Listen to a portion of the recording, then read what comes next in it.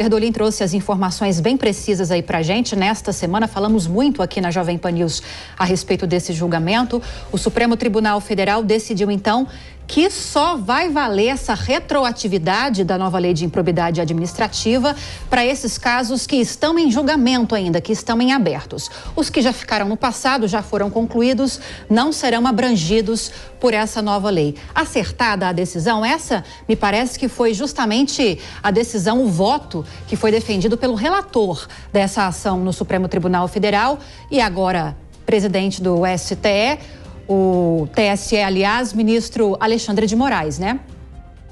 Lívia, traz uma certa tristeza para os cidadãos brasileiros. Vou te dizer por quê. Inicialmente, quando você fala dessa decisão que foi tomada, a primeira pergunta que se faz, isso está dentro da lógica do Estado Democrático de Direito e da nossa Constituição? Sim, está. Por qual razão? Porque qualquer legislação, ela não pode retroagir que não seja para beneficiar o réu. O primeiro ponto. Significa o quê? Então, aqueles que estão agora percorrendo, transitando o processo, eles vão ser beneficiados por essa legislação, porque vai beneficiar, que está dentro da lógica do Estado Democrático de Direito. Aqueles que não conseguiram, ou seja, antes já foram julgados, já transitou em julgado, vão ter que sofrer as consequências. O que não impede que haja novas alterações para inocentar tais indivíduos, por uma razão muito simples. Porque foi criado algo, ou está sendo criado algo, que vai contra a lógica da democracia. A democracia é um regime político que não se expressa por questão de escolha de representantes, não é por questão de voto. Isso é uma das instituições da democracia. A democracia, ela se expressa na sua concretude pelo grau de controle e participação que a sociedade tem em relação àqueles que são seus representantes, os seus governantes. Quanto maior o controle a sociedade tem, mais você pode dizer, sim, essa sociedade é democrática. Por qual razão? Porque os seus representantes, os mandatários, sabem que são empregados do povo e o povo tem condição de enquadrá-lo diretamente e constantemente nos seus erros.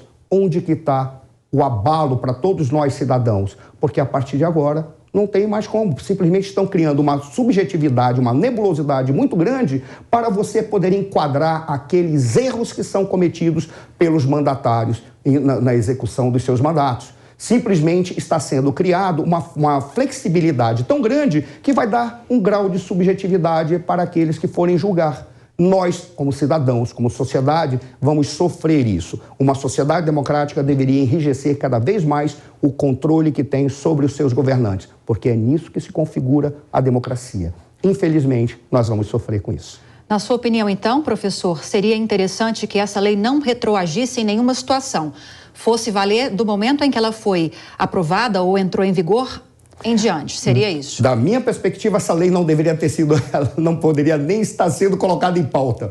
Deveria ser, se é para criar uma nova lei, ela deve enrijecer cada vez mais o rigor em relação aos atos dos nossos governantes. Não é apenas uma questão de retira o que é culposo, apenas o que é doloso. E agora vamos identificar se esse dolo produziu, afinal de contas, algum malefício para os cofres públicos.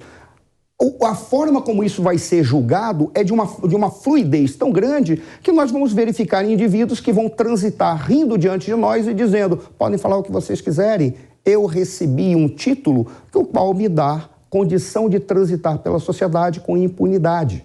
Esse é o grande problema. Da minha perspectiva, isso não deveria nem ter sido tratado. Se era para ter sido colocado, deveria enrijecer cada vez mais. Dificulta o processo de governança? Dificulta, mas tem um detalhe.